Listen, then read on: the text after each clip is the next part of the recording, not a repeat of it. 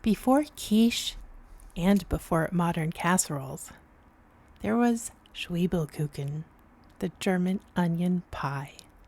Its roots go back to the wine regions of southwestern Germany, especially the areas of Rhine and Swabia, where onion harvest and grape harvest happened side by side in autumn.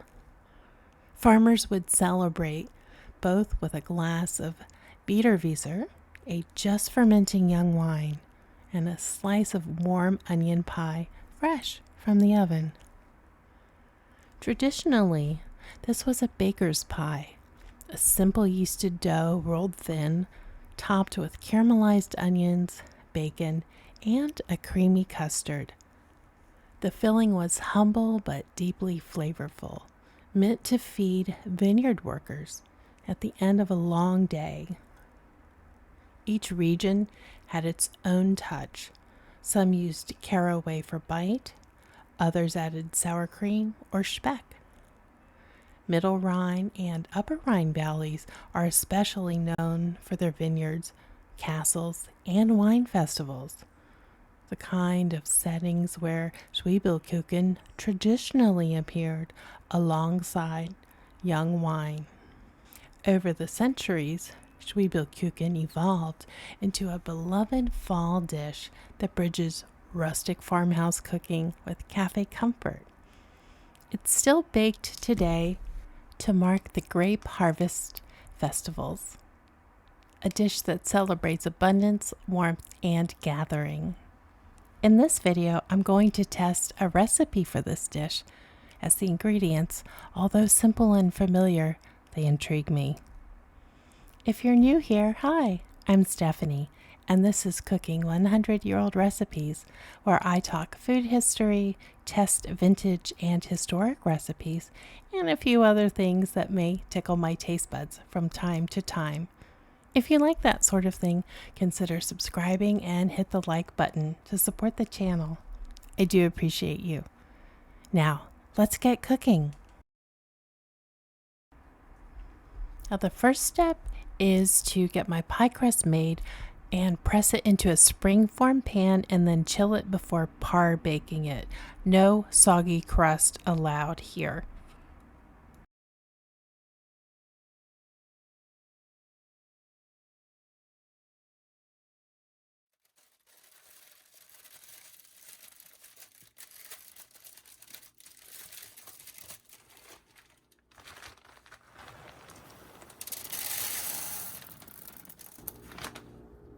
Now, because this is onion pie, of course we need a lot of onions. 2 1/4 pounds. So I'm going to put a plate on my scale and just put onions on here until I reach that amount. So let's go to the pounds. Here.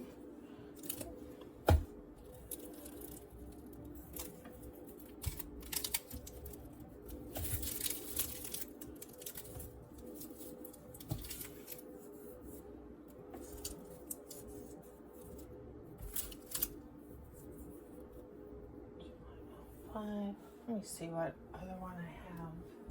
Actually, I have this one here, and it's starting to feel like, I don't know if this is the older one. I'm going to use part of this one that isn't getting soft. Yeah, I've got a firm end. Where's my knife? Let's cut it open, see what I have.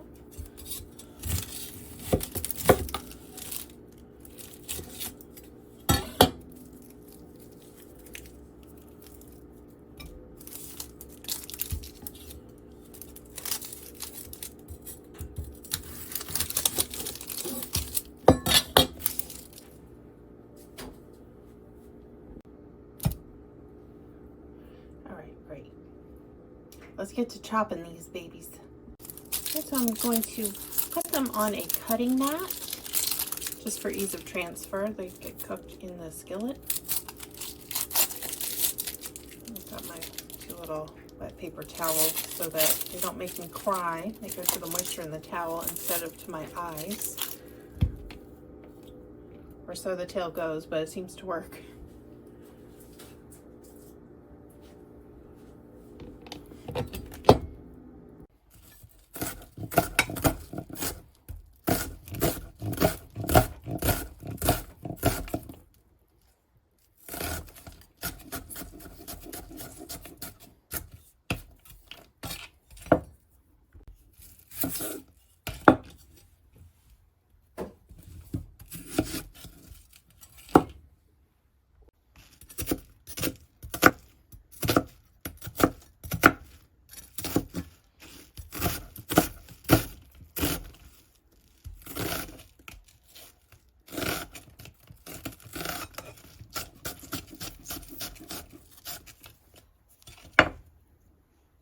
Now before I put the onions in the pan, I'm going to cook the bacon. So I've frozen and I have the cut bacon, it's folded in half and I froze it. So now it's partially thawed, I'd say about 40% thawed, just so I can get the knife through it.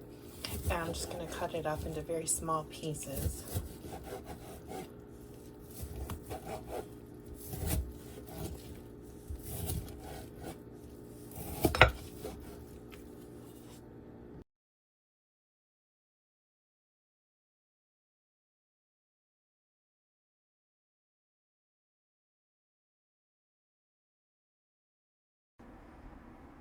Once the bacon is rendered well and begin to color quite a bit, you add in 2 tablespoons of butter, and this will help the caramelization process of the onions.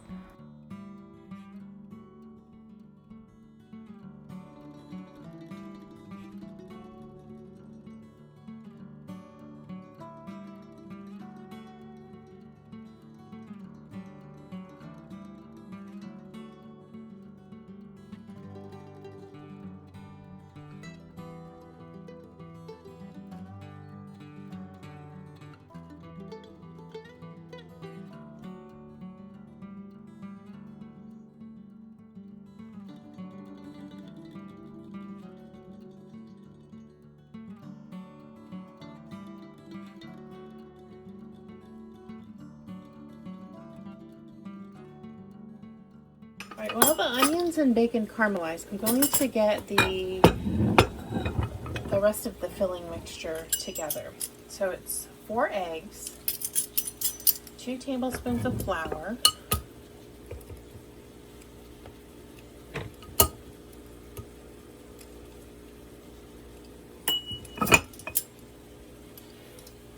a teaspoon of caraway seeds,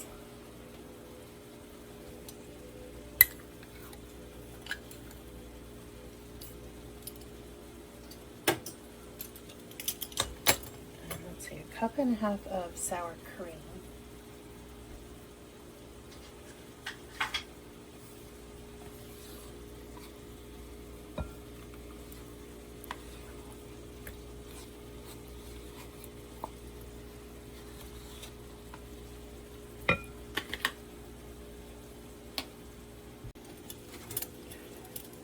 let's see, needs 2 teaspoons of salt,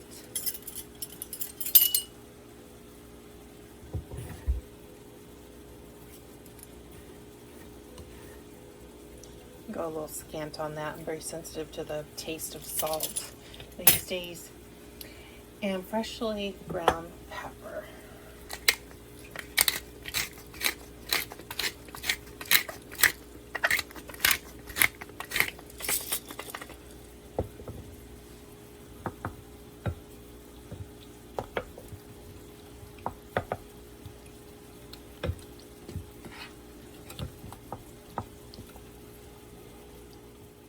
So I'm at about 8 minutes now with these, and they're still just letting off their water. So I would imagine it's going to take the full 30 minutes, maybe 35 minutes to get to a caramelized state, and they're going to reduce quite a bit. Alright, this is looking pretty good, smooth.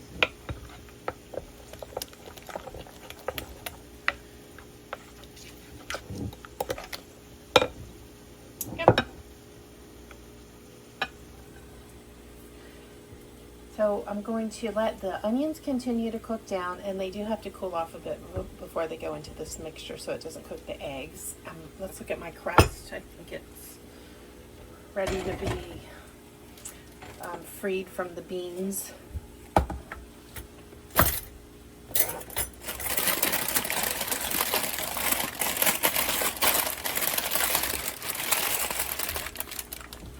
Yep, are baked. A tiny bit of color on the edges. And I keep my pie beans in a jar.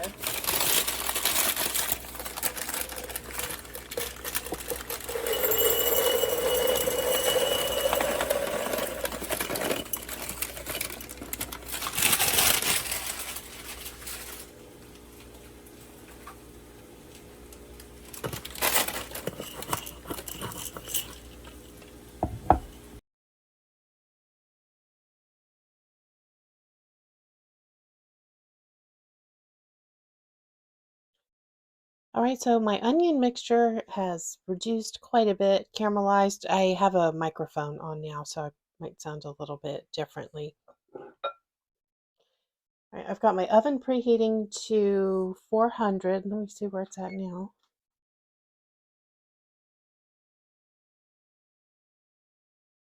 Getting there.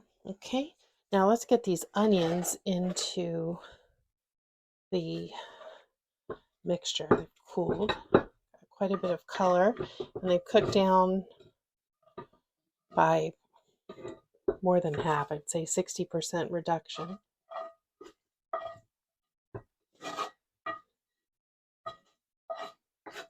Lots of flavor.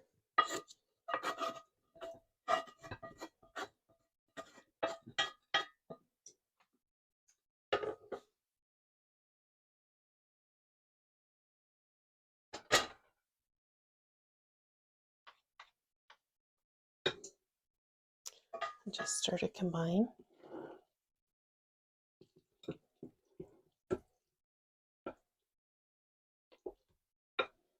It's really like an onion batter at this point. It's quite thick.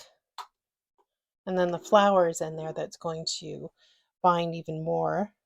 Curious about how that texture is. So it's just the sour cream, eggs, flour, and some seasoning. All right, so I've got my crust on a baking sheet.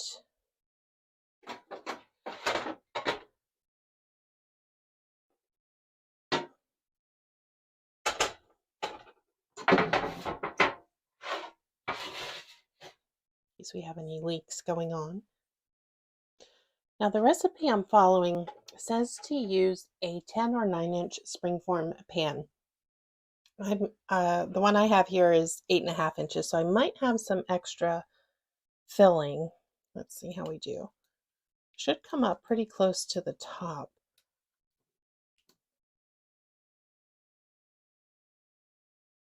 Oh, I think we'll be all right.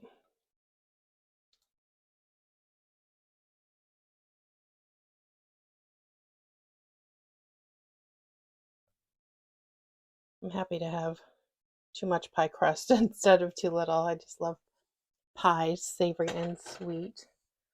I'm going to give it a shake. I think that's a good ratio. What do you think?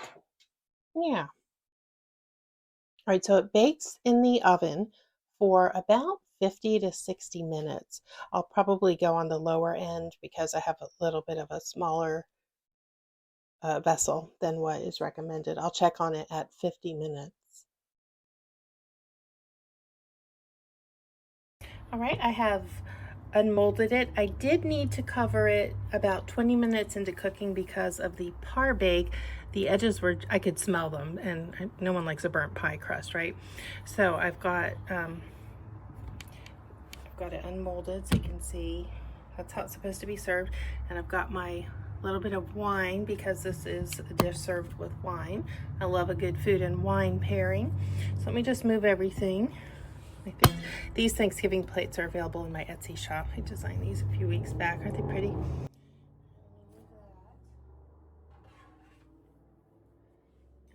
Let's cut this.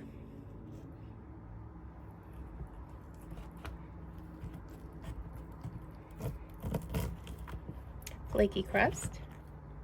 I'm curious to try it with the yeast dough version, the yeast crust. I'm sure that's delicious. Yeasted bread is always so nice, but so is a flaky pie crust. All right, let's see how this unmolds. So I've let it cool for about an hour. It's slightly warm. It's just above room temperature right now. Let's see what the inside looks like. Give it a taste. Yeah, it doesn't look eggy like you would think a quiche would look. It just looks like a batter around those onions and the bacon.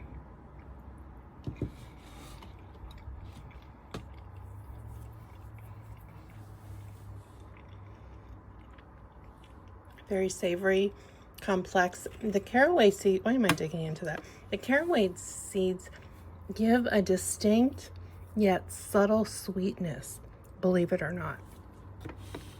And then, of course, caramelizing the onions gives a lot of depth of flavor. All right, let's sip of wine.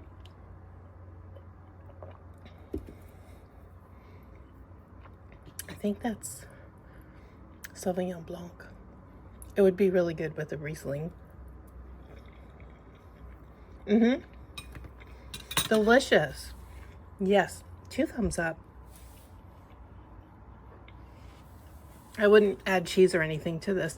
This has a very distinct flavor profile, and cheese would interfere with that. This is not a quiche.